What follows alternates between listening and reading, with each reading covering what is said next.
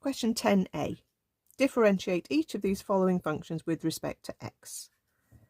So part I, x to the 5 ln x. That is a product.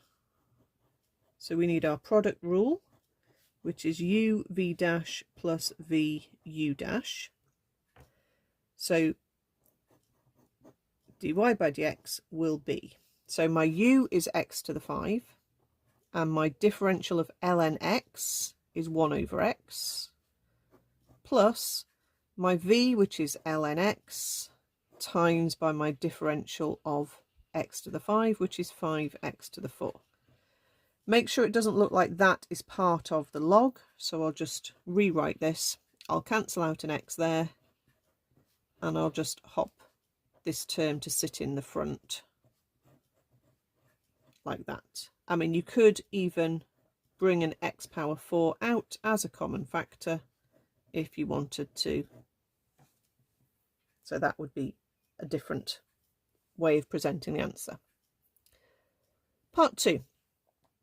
So that was part 1. Part 2 is the quotient rule, because that's a fraction and we've got e terms on the top and we've got x's on the bottom. So we've definitely got to differentiate this as a quotient. So the quotient rule is in the formula book. It's v u dash minus u v dash all over v squared. Okay, so for our question, our v is x cubed minus 1. The v is the bottom.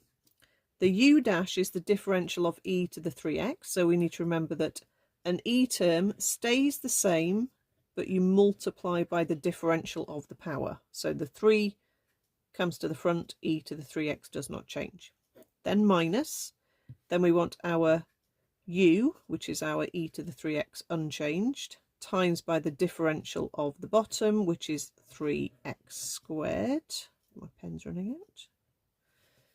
All over our v squared. So x cubed, take away 1, inner bracket squared. Keep that as a square. It's not generally necessary to times that out. I think I need to tidy up the top though, so let's multiply this out. So we've got x cubed times 3 e to the 3x. So let's just sit the x cubed there. Then I've got a minus 3 e to the 3x. And then I've got a minus 3x squared e to the 3x. So they're all slightly different terms, aren't they? But I could take a factor out to tidy up the top a little bit. And can you see there's a 3 in each term and there's an e to the 3x in each term. So if I take that out as a common factor, then that's basically the neatest I can get this answer.